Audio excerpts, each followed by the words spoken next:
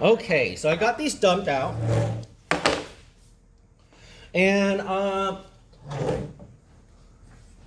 there's a bunch of ways you can work a color scheme in. You can change the shadow of things. You can change the light of things. For the monochromatic part, it's not going to be too difficult. I just got to treat it as if I was a black and white drawing, except there's color in it. Okay.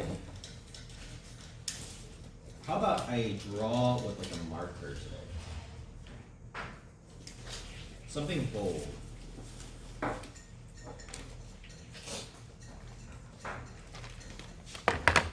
That way y'all can kind of see how I take this. Now, I would be doing this in pencil usually. I wouldn't be sketching in marker. Now with paint, it doesn't really matter because you're gonna be covering it up anyways. But just keep in mind that most of the time we do start using pencil. Another reason why I'm also using marker is because it's kind of hard for y'all to see stuff unless I zoom it in. I'm guessing a marker will be bold enough so that y'all will be able to see everything. So first thing I'm going to do is I'm just going to kind of draw in a frame.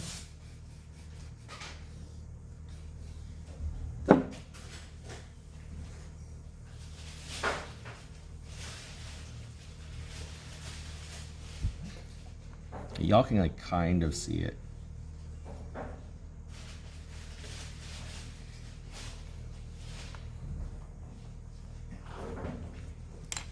This is a brush pen, by the way, so if you've never used a brush pen. And I love using a brush pen. I've never used it for painting before. It's just the first marker I grabbed. And like I said, I'm going to be covering up the marker anyways with stuff, so it doesn't really matter.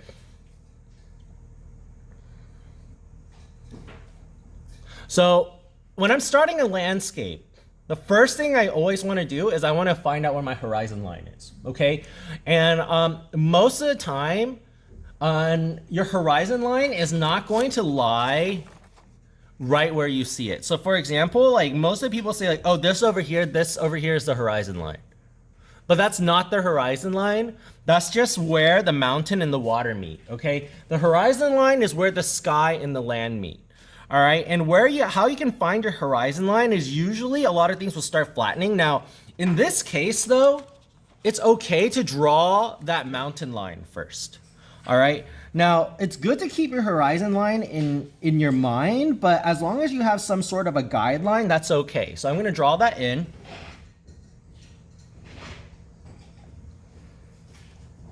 And then what I'm going to do is I'm gonna just start drawing some of my elements in there. And I usually like to start off with my two biggest elements. So what I'm going to do is I'm going to start off by drawing this other piece of land over here. Kind of like that. And then I see a little area pops off. You see, I didn't add that area until later. I drew it in afterwards. So this whole thing is one shape. Use basic shapes to help you construct even more difficult shapes. You don't have to draw the whole shape first. Just draw one line and then work on top of it. But if you can do it in one line, then, go for it. If it's easier for you, do it that way. But it is much more accurate to do it the other way that I said. But if you freehand stuff, there is a pro and con to freehanding. A lot of times construction, so if you draw using basic shapes, your stuff will look more accurate, but it will lose energy. Like your line work has energy in it and it has like a flow to it that, that only the human hand can make.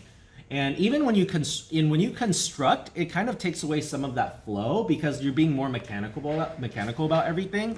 But when you're more natural about your line work, it can come out richer. So, don't think that from this class, what I'm telling you is, oh, you should construct everything. Construction is important. You should construct everything, whether it is on paper or in your head. Now, if your proportions and your structure looks really off, then yeah, I would construct everything. But if you're pretty good at drawing and you don't have to construct on paper, you can do it in your head. Try freehanding it, because if you can think about all the construction beforehand and you just freehand it, it can actually give a look to your piece that can't be done with construction.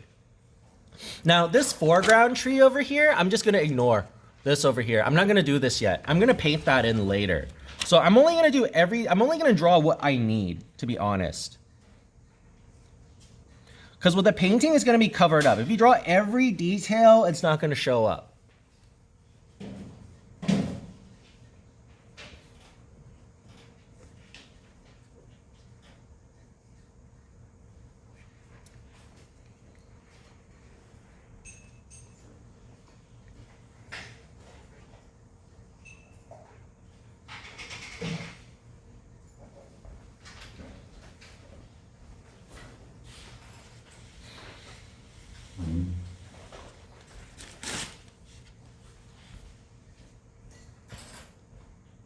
Awesome.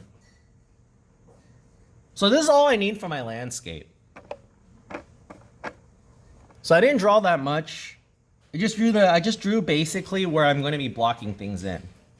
And then that's what I'm going to start doing now. I'm going to start blocking things in. Now, before I start, I kind of want to think about my division a little bit. And I'm not going to divide this in a really crazy way, just a heads up, y'all. I'm just going to divide it in a way where y'all will be able to see the difference between a monochromatic color scheme and a complementary color scheme, so just keep that in mind. All right, so what I'm going to do is I'm just going to do a half division right here.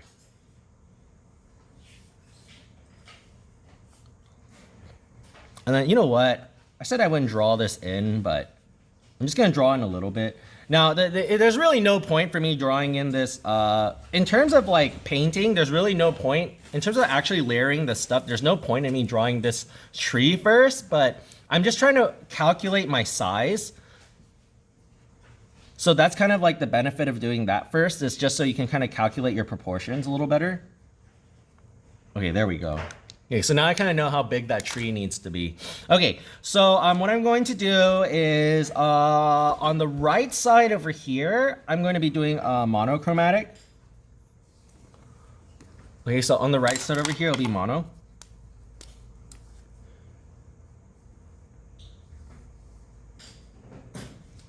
And on the left side, it's going to be complementary.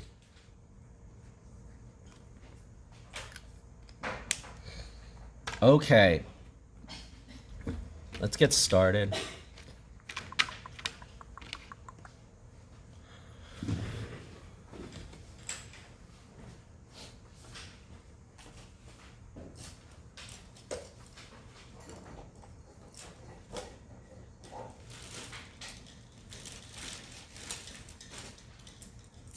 So this is where I'm going to start dishing out some other brushes.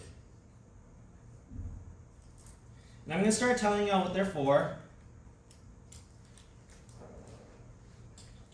Let's use this one. All right, so I have a bunch of brushes here, okay? I got my round brushes over, I got one round brush over here. So as we can see, my round brush is pointed. It's round on the top over here. The metal part is round. And I got two flat brushes over here.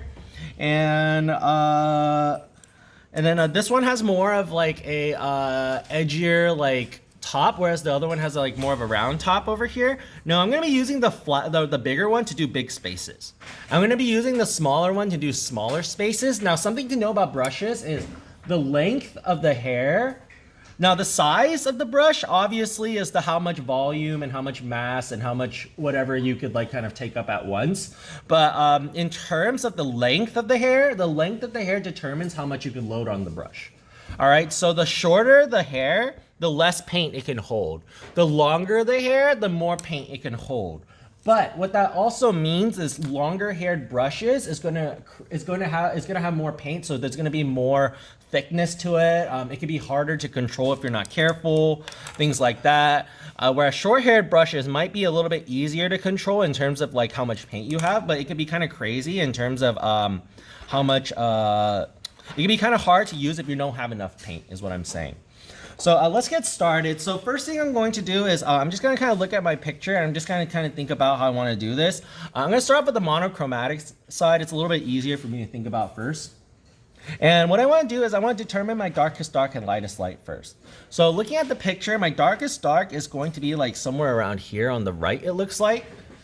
And then my lightest light is going to be, sorry, I'm going to fix this. And then my lightest light is going to be definitely like the sky in the background. So what I'm going to do first is, I'm not just going to look at this darkest dark on the right side. I'm also going to look at the other ones. So it looks like things that are just as dark is maybe like the stuff in this tree. So what I'm going to do first, just super, super quickly, is I'm just going to make a darkest dark and lightest light. So, you know what? Let's make the tree red. I want the tree to be red. Make it interesting.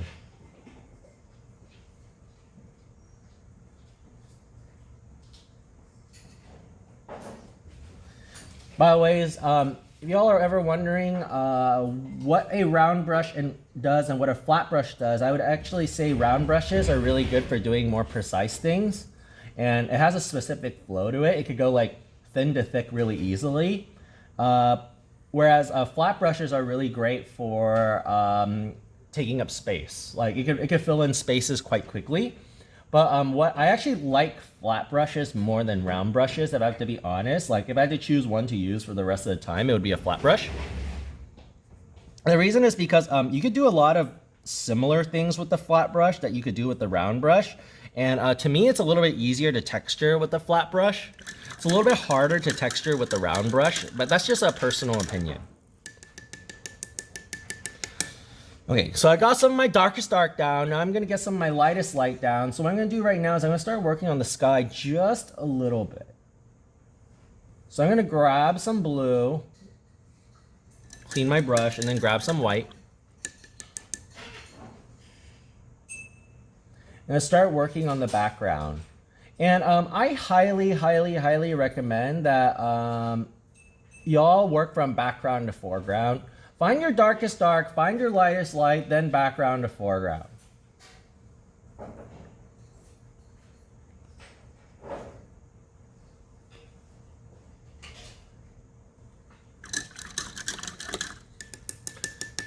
And by the way, I dumped out 2 blues. Oh, I dumped out my phthalo blue and my ultramarine blue. You don't have to do this. You can just dump out 1 blue if you want to use the whole thing with. But if you wanted to try out with 2 blues, that's fine too. Just remember, 1 blue is warmer, 1 blue is cooler. So what I'm going to do is I'm going to be using those warms and cools to my advantage a little bit.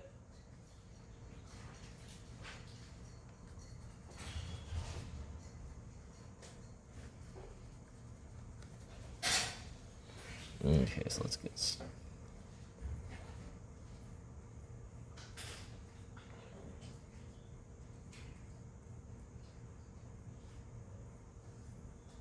And the bottom part over here gets way lighter.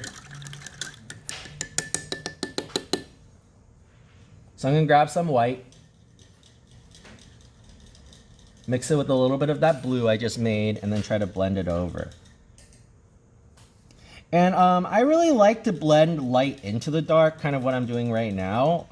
I don't like doing it the other way. It's a personal preference. I just find it easier, and I find the blend to be much smoother when I do it this way. Like I said, it's a personal preference. So if you don't like if you want to blend dark to light, that's fine with me. Do whichever way you're better at.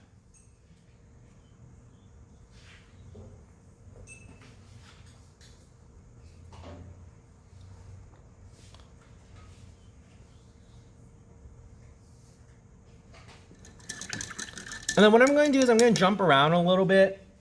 I'm going to work on the water next over here. I'm just going to push the water just slightly darker. Now, usually water will reflect the color of the sky. Usually, not all the time. All right, like if you have really swampy water, it's not going to like be the same tone as the sky. Usually it's pretty like clean water or really reflective water of some sort.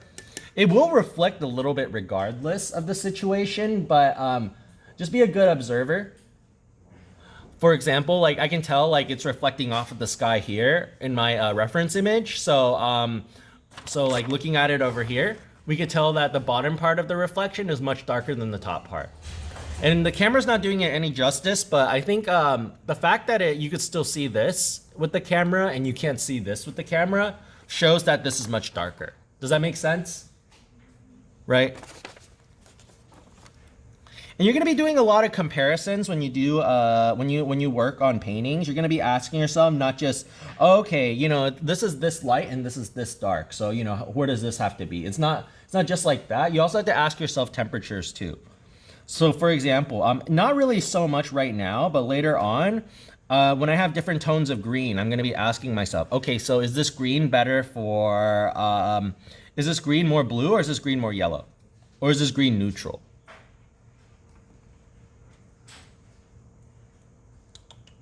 I start pushing in some of my darks in that side too.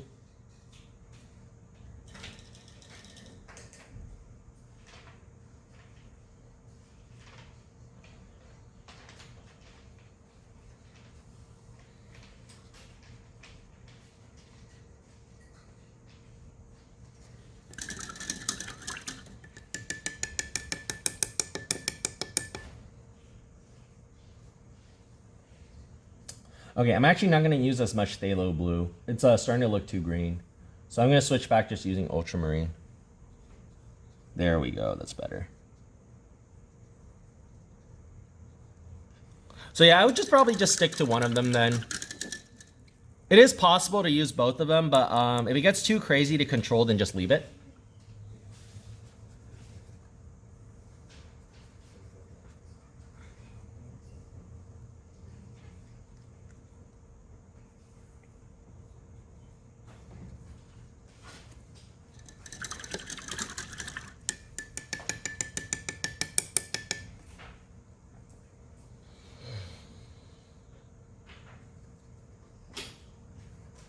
Any questions so far about this? No? Okay.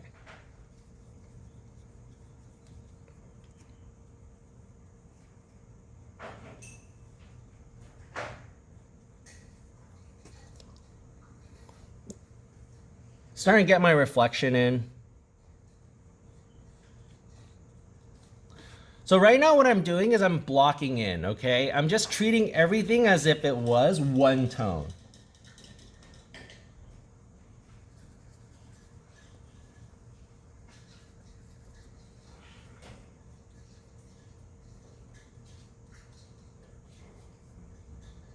So I asked myself, if I had to color everything in just with one color, what would it be?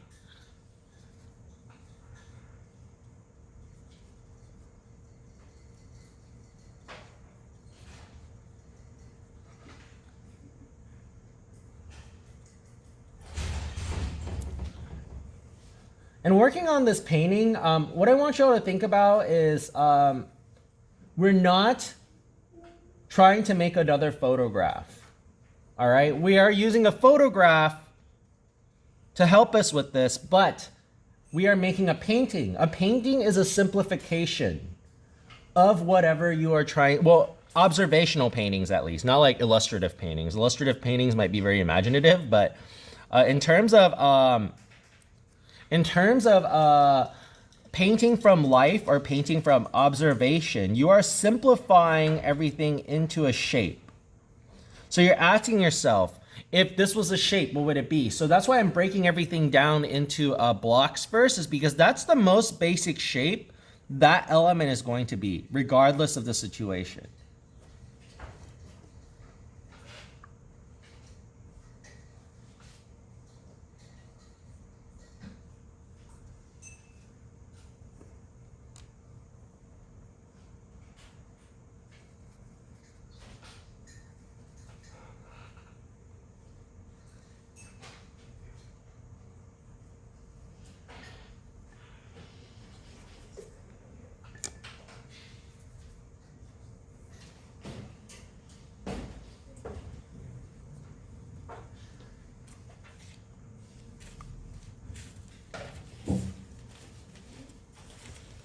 So here's a good example of where I can start comparing stuff. So I just did my light part over here, but to me it's a little bit too dark, and it's because I know the background is darker than that area. So that means I gotta start brightening that. I highly recommend that if you have never, ever touched color or paint before, to start off with a monochromatic for one of the treatments. Oh, something really important too. So for this part, I want y'all to watch because this is important for your project. Let's just say, so I want to make sure that my division is really clean. All right. So what I'm going to do is I'm going to tape over the other side so that when I get to the edge over here, it'll make a complete straight line. After I'm done with that part, I'll take that tape off. Okay. It's really important to start learning how to mask. Believe it or not, a lot of painters mask to get their stuff done. If you're ever wondering how like certain watercolor artists can get all these little details, there's an actual thing called a mask for watercolor where it's kind of like a glue bottle, and like you just glue over where you want to mask, you paint it, and then like it won't paint on any of the parts, then you peel the glue off after.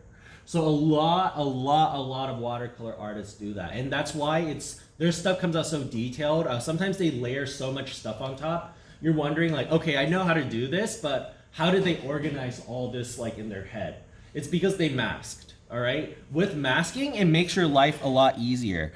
I remember what we did once with what I did once with some of like the kids students is I would they wanted to do their backgrounds, but they, like for example, they painted a dog and they didn't do anything to the background. They kind of kept it plain, and then they realized they wanted to do something after, but then they didn't want to get anything on the dog. So what I said is, you know what, make a mask with tape over the dog. Or what is it, like tape down a piece of paper first and then tape the edges of the dog really neatly, and then afterwards like rip off the tape, okay, after you're done painting it. And what it'll do is it'll keep all your edges super clean. Or like some of them wanted to do like stencils, so they made masks for their stencils and things like that. Well, I wouldn't stencil with this though, but you can kind of use it in that way too.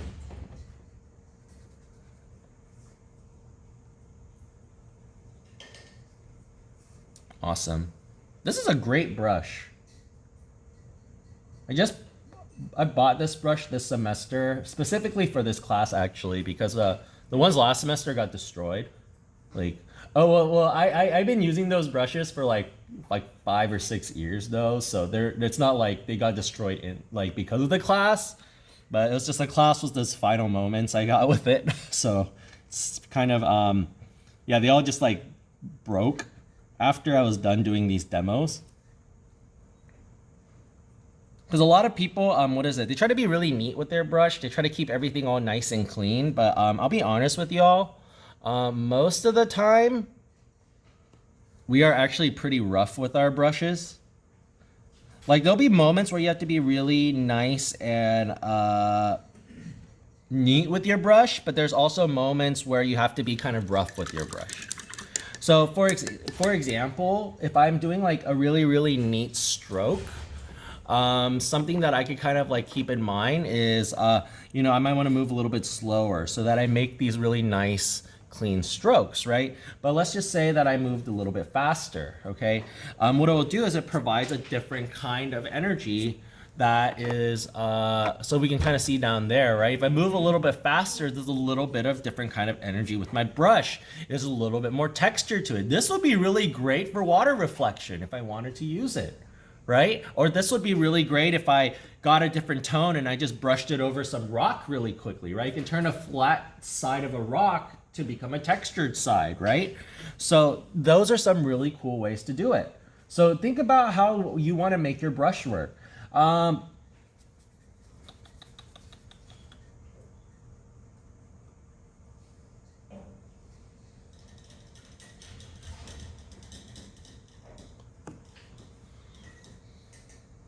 Yeah, famous artists. I was watching his YouTube videos, and he was talking about how he believes the most important parts of a painting are shape, form. So shape as in your silhouette, okay? So the silhouette of your objects, regardless of all light, how do they look? Okay, do they look, so for example, an interesting silhouette will look something more, will definitely read as if what it's supposed to. And it will have interesting shapes too. Whereas like a boring silhouette would be something like, if I was doing a tree and I did a boring silhouette, a lollipop tree would be kind of boring. Or a really basic tree was kind of boring. But if I had a tree that had like all these twists and turns and things like that, that could look super cool, all right? Now the second thing, form. Form is in terms of the lighting, okay? So light versus dark, light side, dark side, things like that. Okay, and then last is brush work. So the direction your brush goes, how you treat your brush, things like that.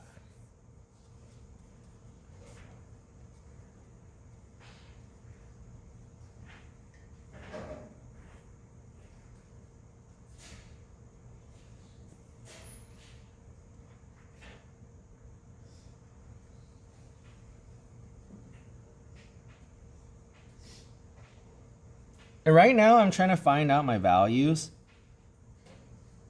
So what I'm doing is I'm squinting my eyes because the blue over here is too dark.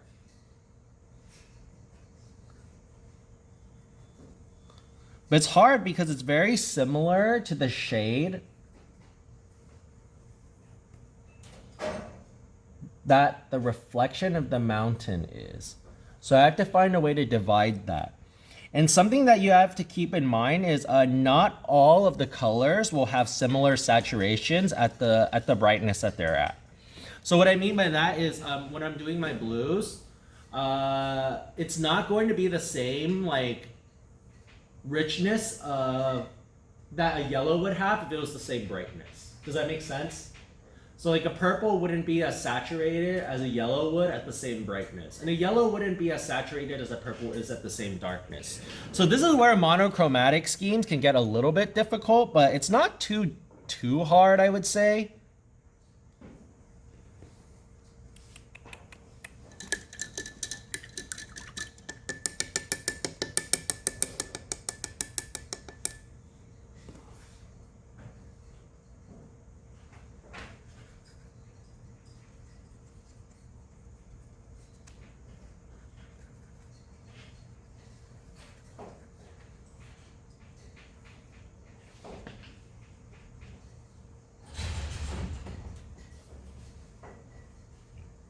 I'm gonna start texturing a little bit.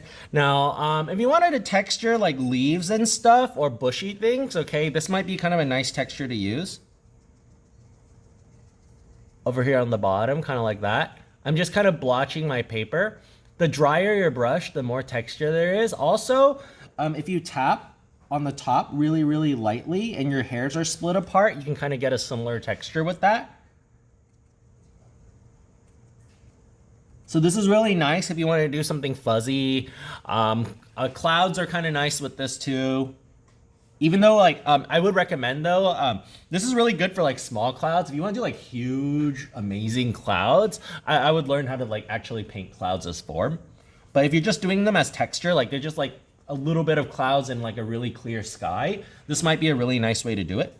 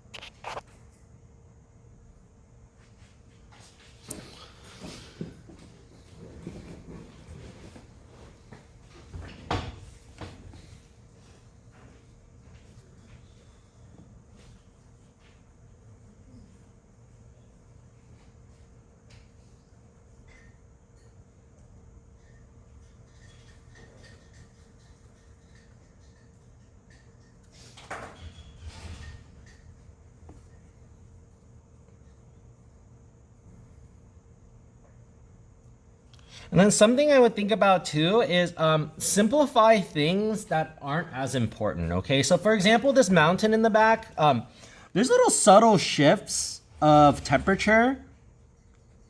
Like for example, like if you look at it, like there's like these little shifts of like trees that get lighter on top of it. I can push the little bit of those subtleties, but I don't want to push too many of them. All right, and the reason is because my focal point is probably going to be like this tree on the left. So I want that to be the most noticeable thing that people see. So in order to do that, I have to make sure that I make that everything else is not taking up as much visual weight as that.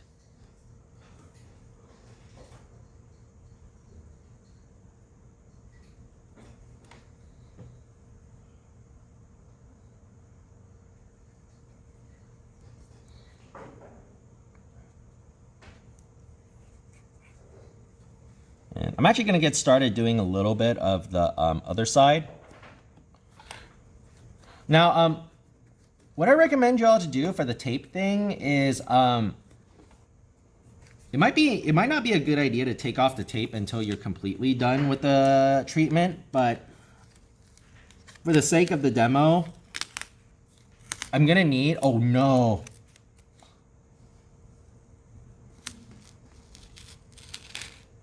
Oh man.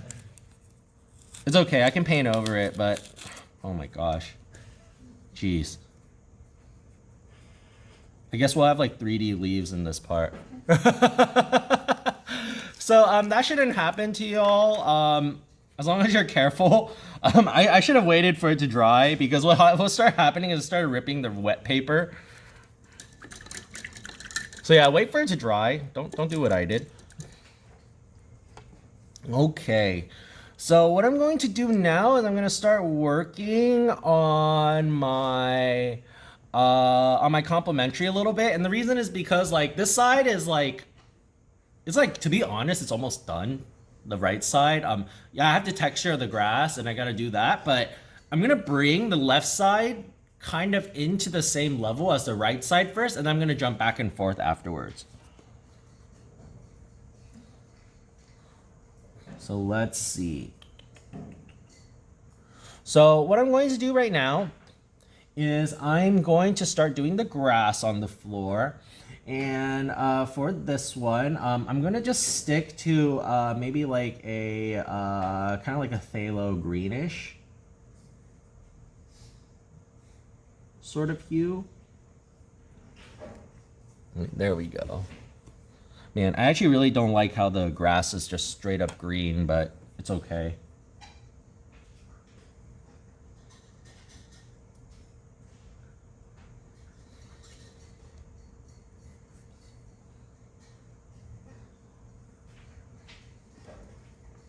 I'm a big fan of like Favis stuff.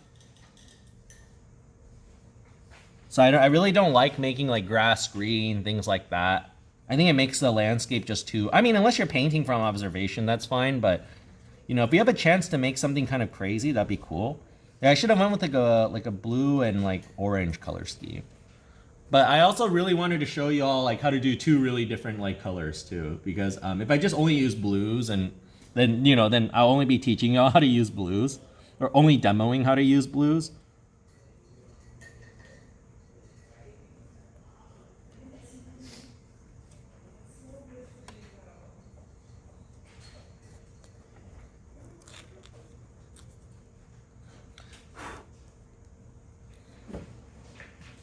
Okay, now when I'm using a complementary color scheme, you should never ever use equal amounts of both color. Okay, it's always one way more than the other.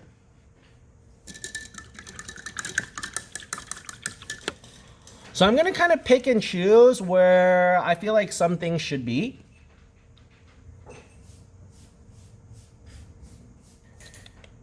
So I'm going to be using a majority of green, and then not as much of the other colors of red. Then I'm going to dump out another white. If your white is really dirty, please dump out another one. Don't paint with the dirty white. Okay, it'll cause a lot of trouble.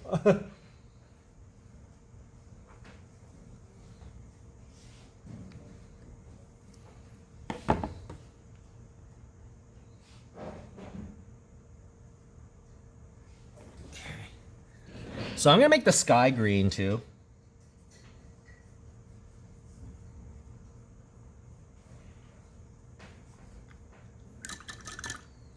And I have to make sure, so part of Project 4 states that your value should remain the same. So right now, my green is way darker than my blue in the sky. So I have to make my green lighter. Here's how you can check, okay? You should squint your eyes, and if both of the tones look the same with your eyes squinted, and you can tell because the edges will blend together almost seamlessly, then that means that they are the same value, okay? And the same intensity. If they're not the same intensity, they won't blend that well either. So you have to make sure they're the same saturation. And if they don't, that means they're not enough. Now, complements are gonna be the hardest to blend next to each other. All right, really hard to blend complements next to each other. Just keep that in mind. What will happen is one of two things. A, you rather don't blend it, or B, it becomes muddy because you're blending two opposite sides, so it combines into mud, right? So just keep that in mind. You know, when you are blending complements together, or when you're organizing colors in your image, it might be a better idea to try to keep the complements out next to each other, out of next to each other. So over here, it's not that much of an issue because like I can mix, you know, if green and blue touch, which is, they're not supposed to blend, by the way, so please don't blend them. They're supposed to be separate. But if they were supposed to touch, then and blend together, then it won't muddy up as much. So if it does happen on accident, it will at least look better. But that doesn't mean you shouldn't ever put complements next to each other. Like, this is not a rule, okay? It's just a way to make your project a little bit easier than it is already. Because it could be a very difficult project if you are not sure how to like paint or use colors or things like that. If this is your first time painting, then I definitely would keep that in mind. If you're really experienced with colors and color mixing and things like that, then I say go for it.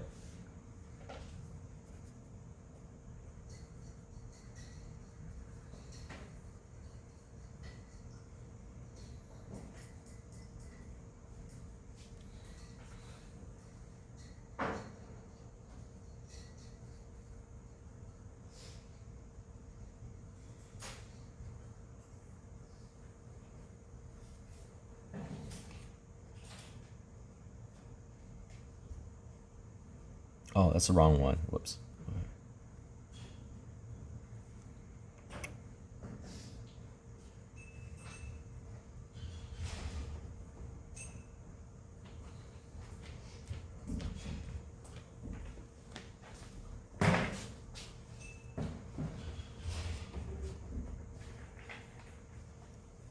Hey, Bailey.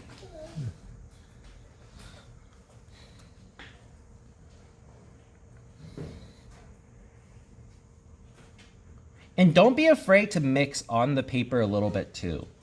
All right. Now I'm working on the paper a little bit with wet paint. So kind of a wet on wet technique right now. And the reason is because I know that I have to push the green darker. I know all the colors in there are what I need already. So I'm just adding the green on top of those colors that I've already put on there. Okay. Now I would recommend you to mix all your colors before starting if you're not sure how to mix on the canvas, okay? Please don't mix on the canvas if you're not experienced at doing it. But in order to do it, all you got to do is kind of mix it, kind of just add it on top of wet color. If you add it on top of dry color, then it'll replace that tone. So that's a really good note for like fixing. And then also another reason why I'm kind of doing the wet on wet thing is because I need my edges to kind of blend in with the mountain.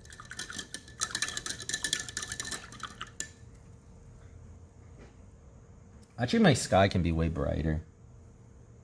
Okay, actually I should wait for it to dry a little bit. It's too wet.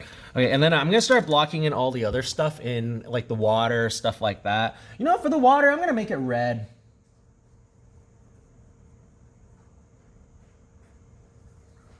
But not the same kind of red as that, though. Gotta be careful.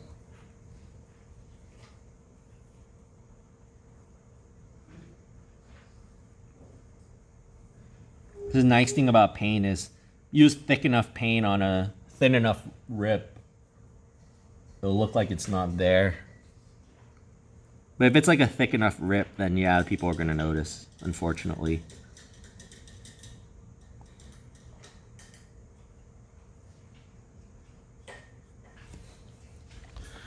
That red's way too bright, right? Tone it down. If it helps for you to add a color first, let it dry and then tone it, that's fine too. This kind usually if I do it this way, it's to kind of help me kind of as a placeholder, so that way I know, okay, I have to go back to that red part later.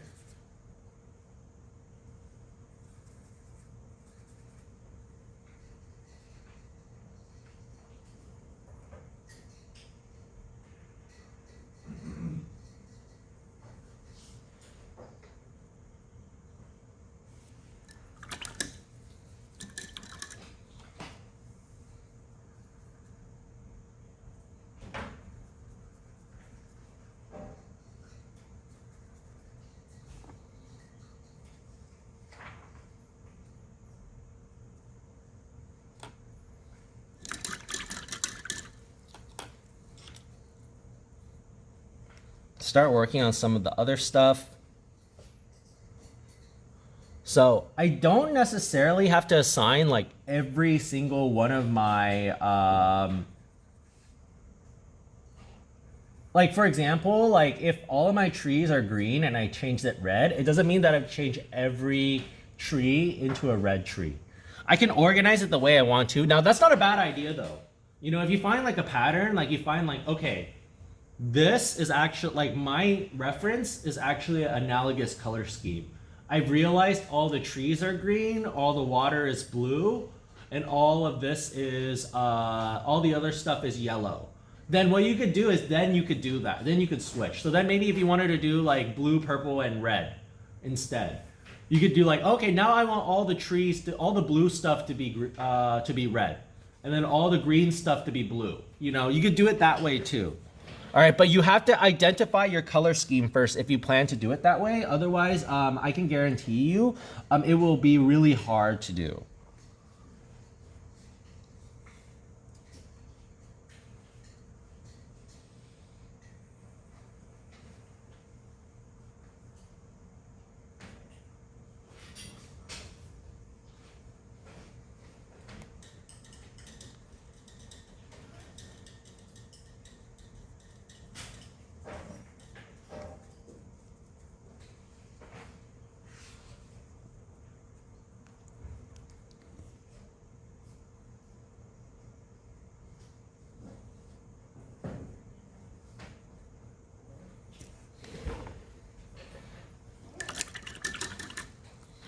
And then I paint through the form too. So for example, like my mountain that I didn't really like finish over here, I should have painted through it.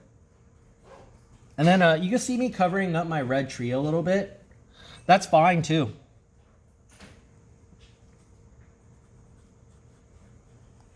Because we're gonna bring back that red tree later.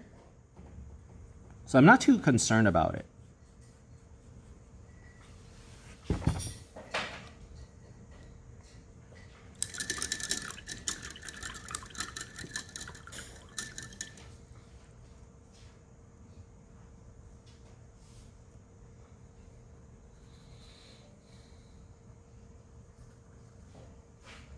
Now, if you're a quick painter, so if you're more experienced, then it might be a good idea to jump between different paintings just to let some of the stuff dry.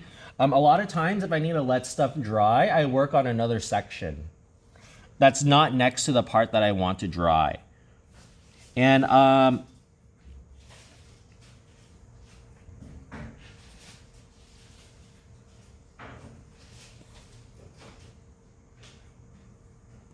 oh yeah, I kind of blanked out on the last part I was gonna say, but sorry. Sometimes when I get too into the drawing, it's hard for me to think and paint at the same time. But yeah, if you do feel like if you do feel like you're a quicker painter, I like to jump around. All right, so if you don't want to jump around and you want to work on the same painting, go get a hair dryer or go get a hand dryer, something like that. And just go ahead and, like, you know, dry it that way. All right, you can also leave it to air dry too. That's totally fine. There's nothing wrong with letting it air dry. Like sometimes what I'll do is if I need a break, I'll just let it air dry and I'll go outside and I'll go take a breather, or you know, go get some coffee or boba or whatever. Just go get a snack.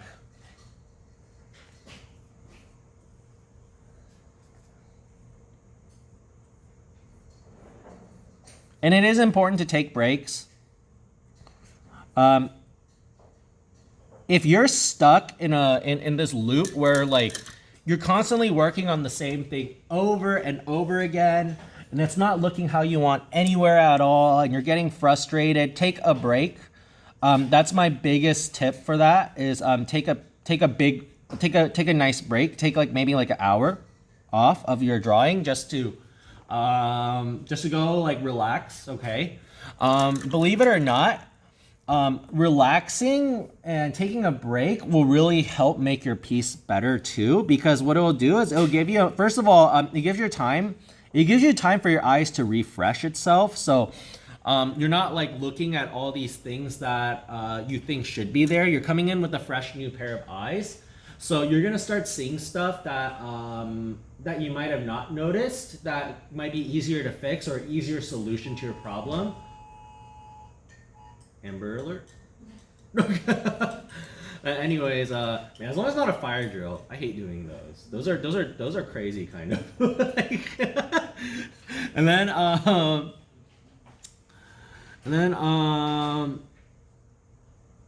man, I forgot what I was saying. The Amber alert threw me off. Fresh eyes. Sorry, what? Oh yeah. Refresh your eyes. That's right. So yeah, take a breather. Okay. It really helps to it gives you time to think about what you did too.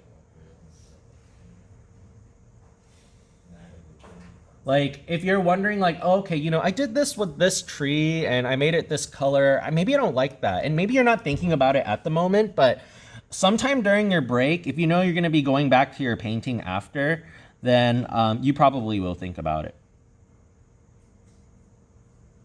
Thanks for the reminder, Sean. I appreciate that.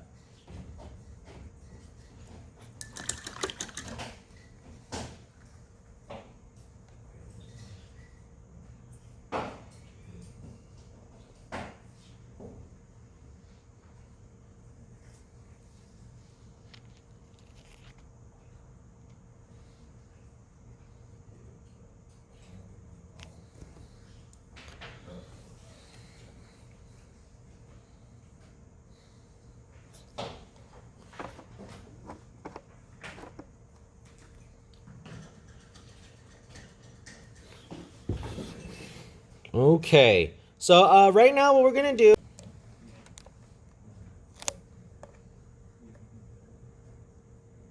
What is this thing? Oh, okay.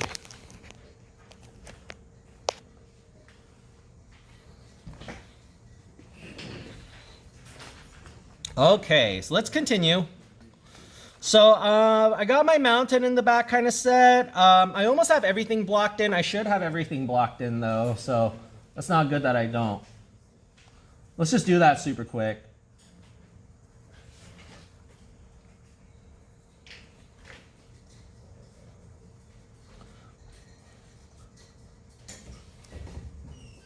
I made some of the bushes in the background red too.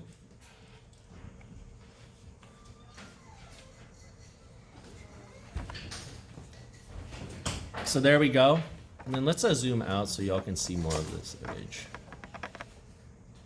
Oh my gosh, this camera makes everything look so bad.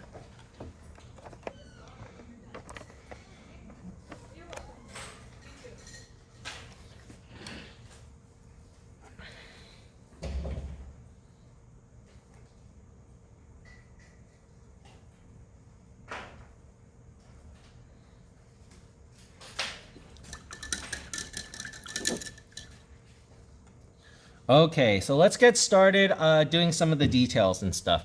Now, something that I wanted to show you all that is super helpful is actually drawing over your painting a little bit. So what I'm going to do right now is I'm going to start establishing some of my some of my branches.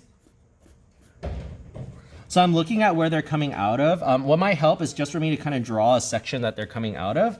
And I'm also gonna sketch a really quick shadow.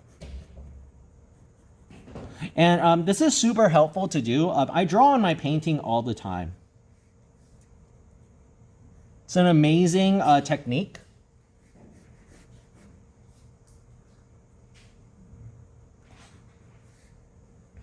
Oh, something that might really help too is this. If you grab your reference, it might help to just draw a line with ruler where your divisions are. Because something that that's kind of confusing me subtly that I kind of noticed before I did anything is I'm not thinking about this as a whole. I'm thinking of this as one section. So my proportions can be really messed up unless I think about this thing as a whole. Does that make sense? So it might help to draw lines on your references so that if you are just thinking about this in one section, you won't accidentally make something too small or too big.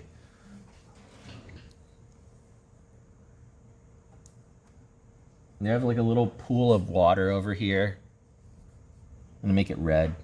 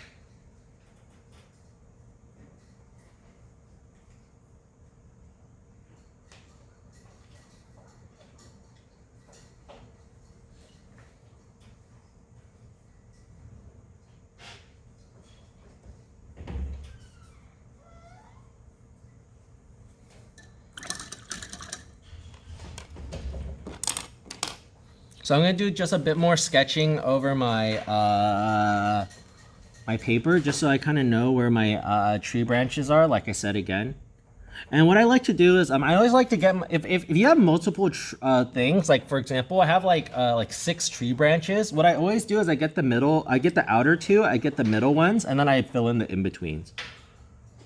And it'll make things a little bit easier for you that way. Because if you get the outer parts first of all, it sets the size so that you know like you can't go above that.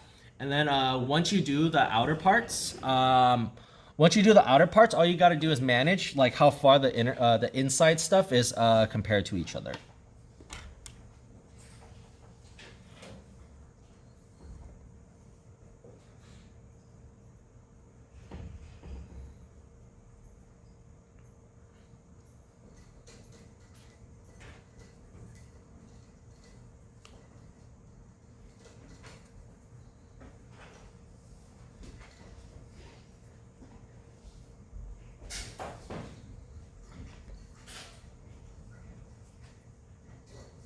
I'm gonna start getting some of this middle tree, not all of it though, and it's because I still got to work on some background stuff. I highly recommend you to finish you can get some of your foreground stuff or your midground stuff like I'm doing right now, but I highly recommend that you finish a lot of your background stuff before you do that. Your background or whatever area is not in focus can be a little bit less detailed than the other parts. But then for everything else, it needs to be, for everything else, if you start adding details to like the midground and the foreground too early, chances are you have to go around the stuff in your background and start redoing it. So that can be kind of a pain to do.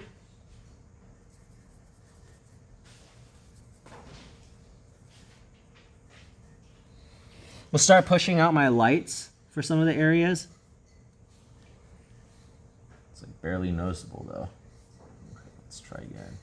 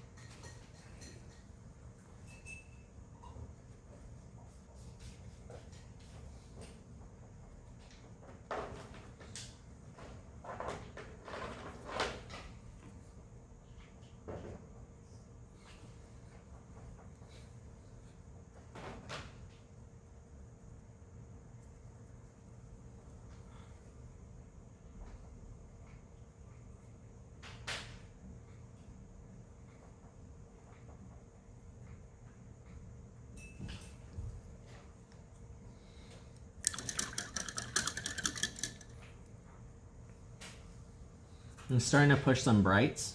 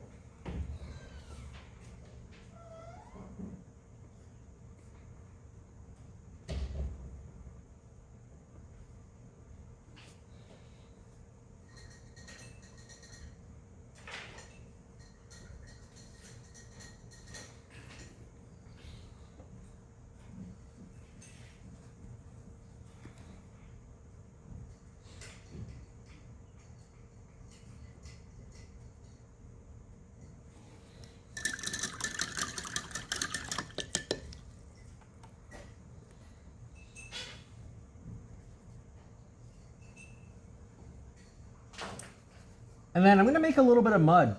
We're going to push some mud in this.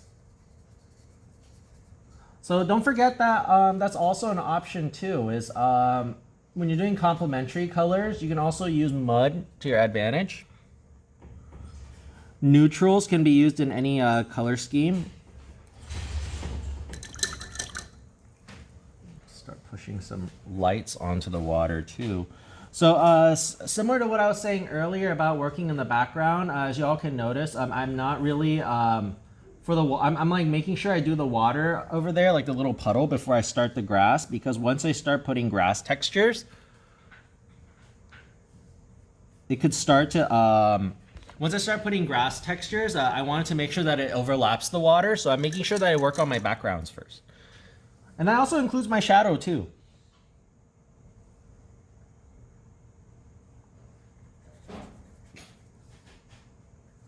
For my shadow, I'm gonna use mud.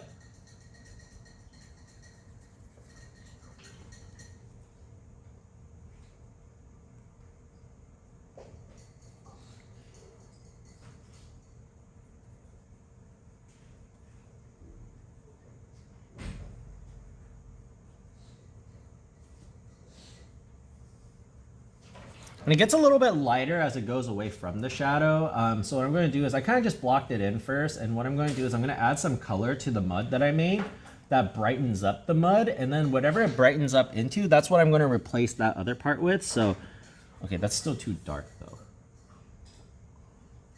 It needs to be a lot brighter.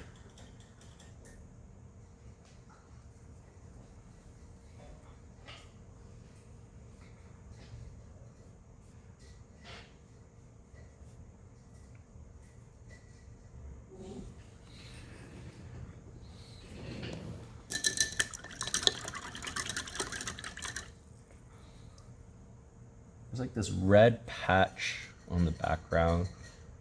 I kind of want to get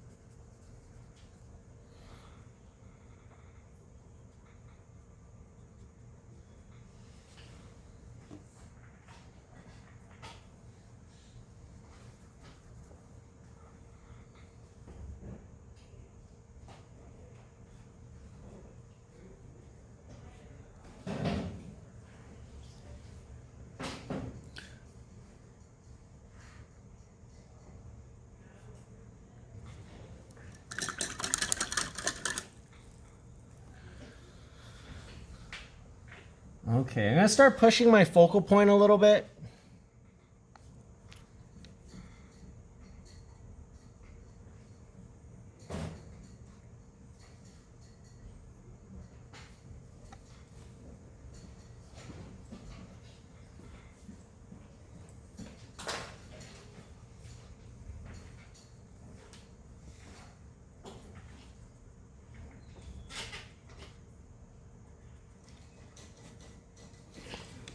So y'all can kind of see how I'm doing the tree right now is I'm just kind of texturing in a little bit of like the airier spots.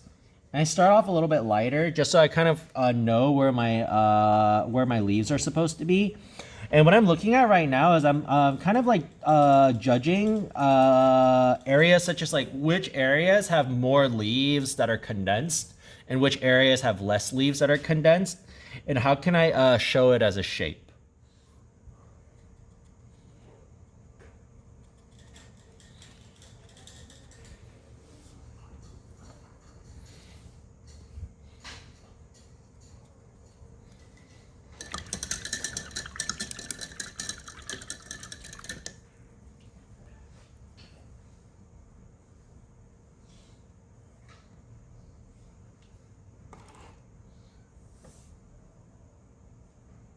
And grab some black.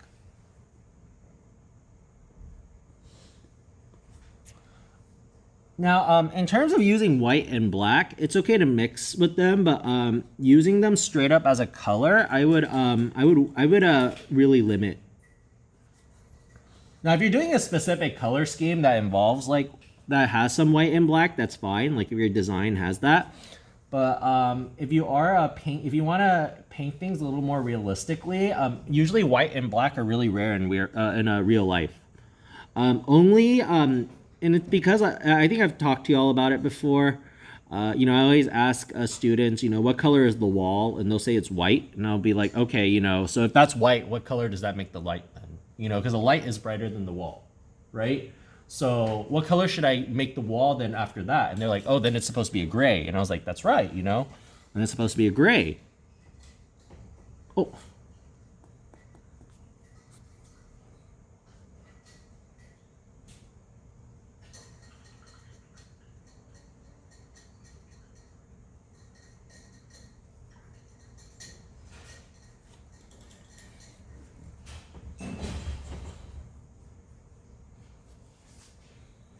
So like I said, I'm limiting black and white. So I'm going to use black only for my focal point because I want my focal point to come out. So I'm going to use an extreme over there.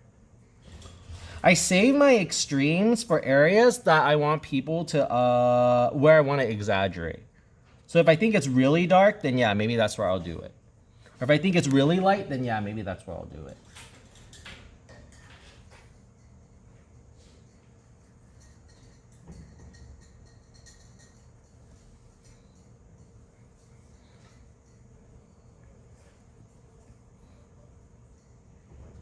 Okay, and then the outer parts of the leaves are the brightest, so I gotta wait for that.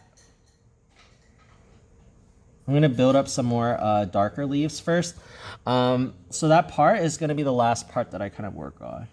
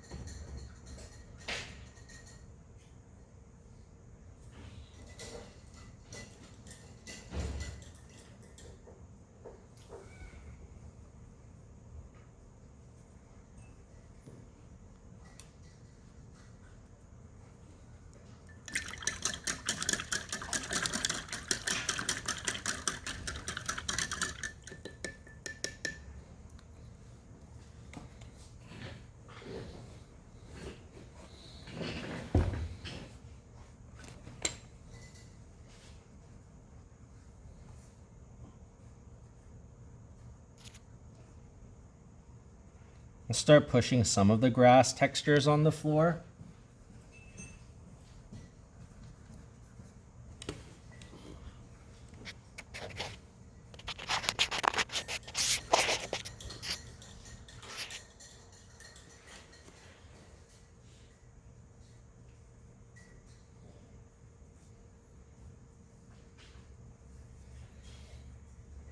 And then for grass, the way that I would do it is don't do every single strand. Like the way I know it's not, it kind of looks like the way I'm doing it is like I'm doing every single strand, but I'm just building texture. So what I'm doing is I'm just making sure that the silhouette of my grass overlaps different grounds and that people can see that there's something overlapping them. It's too hard to draw every single detail in an image. It's too hard. Anybody ever take Andrew Dixon as a teacher? He's a painter. He's a painting teacher. But I took his class my very first semester over here, and I just straight up told him that I feel like it's too hard to paint everything in a painting. So I try to simplify everything. And I remember him saying, you know, that he's like, that's exactly right. He's like, you can do that. You can paint everything, but a lot of times, especially like if you're doing like outdoor painting, because y'all know why you have to paint fast for outdoor painting, right? The light changes. Yeah, the light changes like every 2 hours. I my very first outdoor painting in his class, my shadow was the opposite, was the same way the light was coming from, because I painted. I stood there for. I waited there like I pretty much just painted that tree until lunch. So the moment we came, so from 9 to lunch. And then like at the very end, it was just wrong. And I started just making up all my own shadows to fix it, you know? Which is something he doesn't know, but but yeah, it's an issue though. So you have to paint kind of fast. So a lot of times we painters, we have to simplify things. We have to make things a little bit easier for us so that we can paint quickly.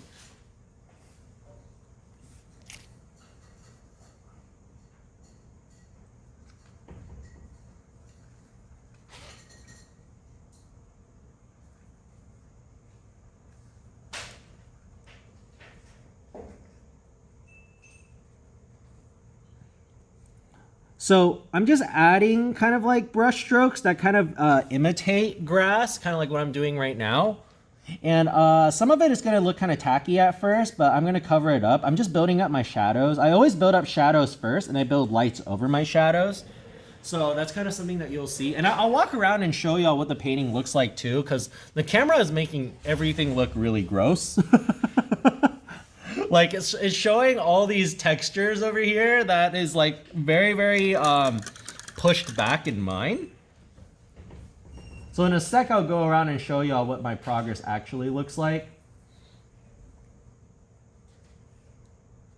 Start pushing out the lights for my trees too.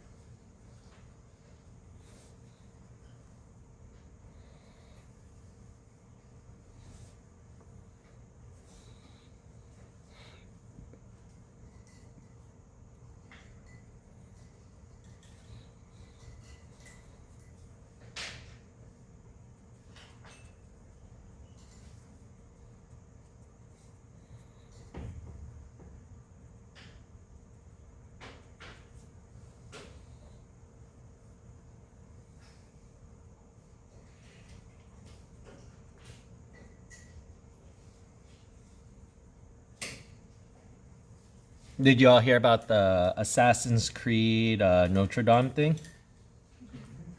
Yeah.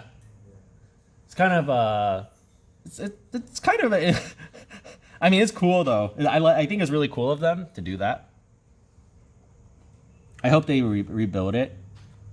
But yeah, if you're interested in seeing, but yeah, apparently like Assassin's Creed has the most exact replica of Notre Dame than any other like replica out there. So they're using that as a reference to help rebuild some of this stuff. So what they did is they made the unit. They made a Assassin's Creed free for Unity, which is Unity is like a how do I say it? It's like a toolkit. The way it's a how do I design? How do I? It's a game making program. You can make a lot of other things too with it, but mostly people make video games with it. If you have, oh, it's an engine. Yes, it's an engine. Game engine. Yeah, game engine. That's what it was. So if y'all ever use things like Unreal Engine or Cry Engine or things like that, that's kind of like what Unity is. But Unity is really well known for being quite flexible with a lot of its stuff. So there's a lot of cool things you can do. It's also very, it's a very, if you know how to use Unity nowadays, like that's a really good thing. There's a lot of market for a lot of market out there for it because you can just do so much with it. But yeah, they made it free. So if you wanted to see how Assassin's Creed looks like on Unity and the Notre Dame and their like model and replica, that's a really cool place to go.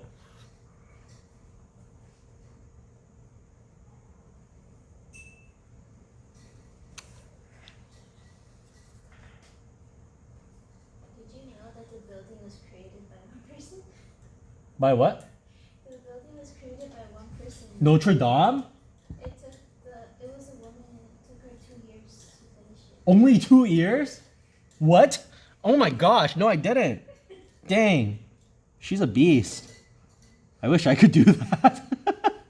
Just make like a cathedral known throughout history in 2 years.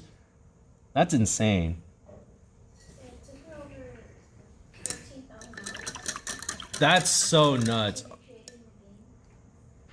Oh, it took them 13,000 hours to recreate it in the game? Yeah, it took her like over 14,000. So, Oh, for the game. in the game. Okay, I thought you were talking about the actual building. I was like, what? I was like, wait, I don't know if I can believe that. If she like, because I remember when I visited the Notre Dame, the first thing I told my friend was, I don't know how anyone could ever think of making something like this. It's just so detailed, so intricate. And then like, I thought you were talking about the actual building. I was like, it only took them 2 years?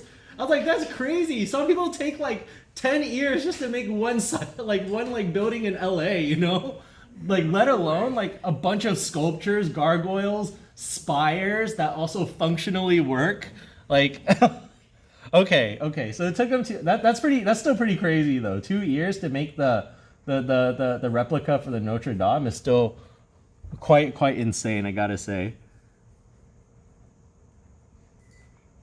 Now her work is, like renowned because of what it's doing for us now. Okay. So something that I kind of messed up on that I'm going to fix is my background stuff is a little bit too bright. I need to darken it.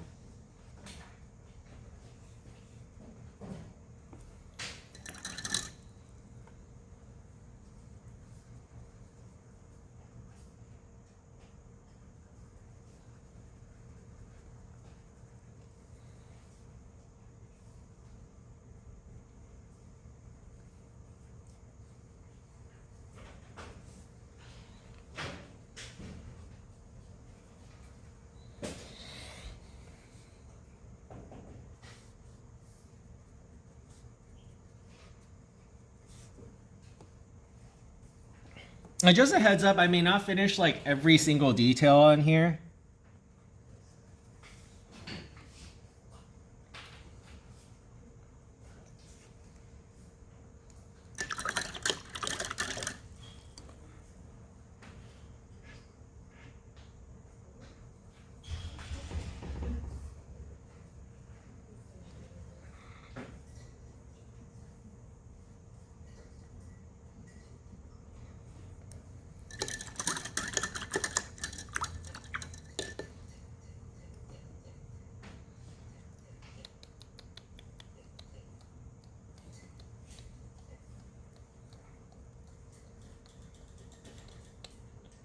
Okay.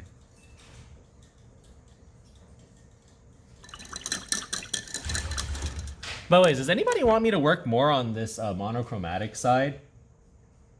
It's pretty self-explanatory, right? In terms of the colors and stuff. I've been just kind of focusing more on the complementary side because there's just so much more that we have to do with complementary than just because it's 2 colors that we're working with now, and there's organization of colors.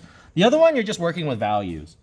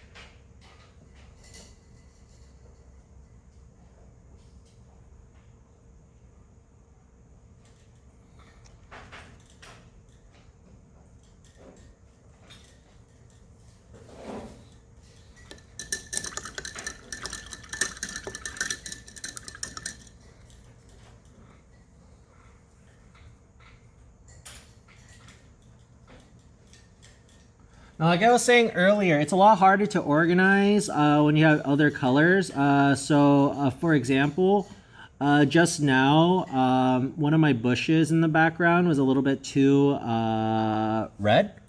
So I'm going to push it back into a green so that my tree can pop out a little bit more.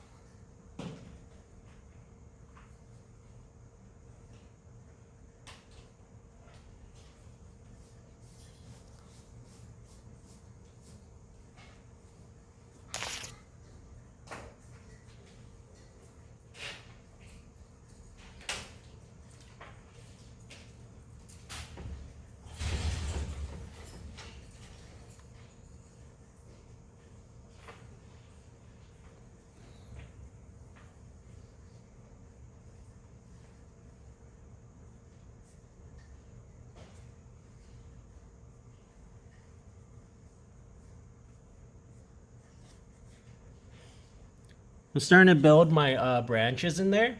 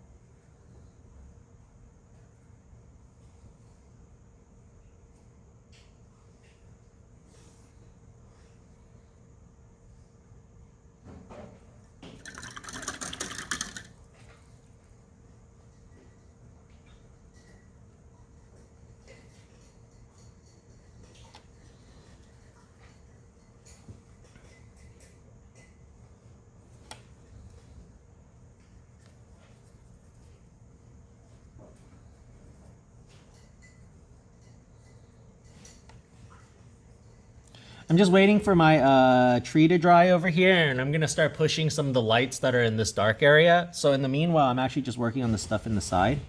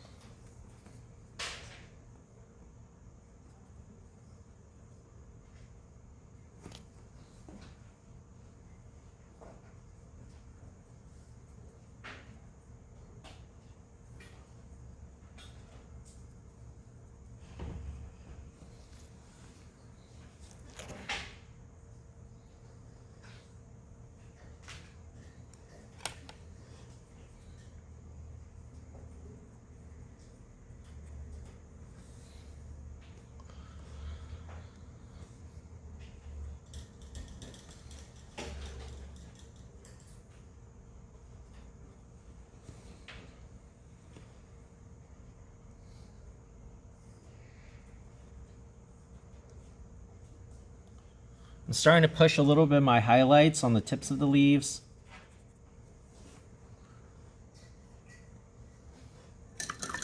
I need to start hitting some of my reflectives over here. I have my core down, but I need to hit my reflectives. And how I want to do that is, so I know the deeper it goes inside of the tree, the darker it's going to be. So I start off really, really dark. And what I'm going to do is I'm going to push light on top of it so that texture is going to come through. So what it's going to look like, it's going to look like some of the texture is going to be, it's going to be lighter texture so that all the in-betweens, the negative space of the texture will be dark. Does that make sense? Now, this can be really difficult to control, and I don't like to blame the quality of paint, but if your paint quality is, if the paints that you buy aren't good, it can also affect it. So just keep that in mind. So I'm gonna start picking areas that I feel like there'll be reflective lights, and what I would do is I'll look at the light source. So I know that the light's coming from the right side, so that means a lot of my reflective light might be on the left. And since this is backlit also, I have to also keep in mind which areas should be more, well, this whole area is going to be dark. So I have to keep in mind that my reflective light will also be kind of a little bit in front of me. So I'm just looking at the shape of the tree, and if I feel like any areas have like spheres on it, like for example, since I know light is coming from the right side, the core shadow, since this is facing me and I know the shadow is going this way, the core shadow is going to be kind of facing me too and a little bit to the left.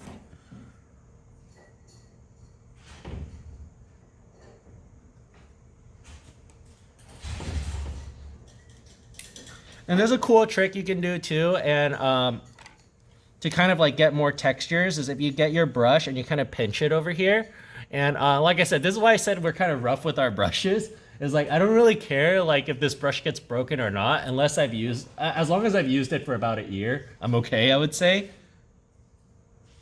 But yeah, you can press it kind of like that. And what it will do is it will make the hairs a little bit more split, kind of like this. See that, right? It's a little bit more split, and then you can get some really nice textures that way.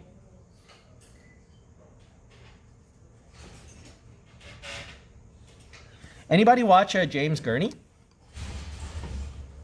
He did a Dinotopia. I actually learned this trick from his videos. And the harder you press, the more the hairs will split. So a lot of times, like, they'll make hair... It works a little bit better with, like, what is it? A thinner haired brush, too. Because, like, they'll split a little bit easier. But the more you split it, the more texture you'll get. And it's really great for doing, like, bushes and things like that. What time is it? 11:05. Okay. So before I continue, how about we take a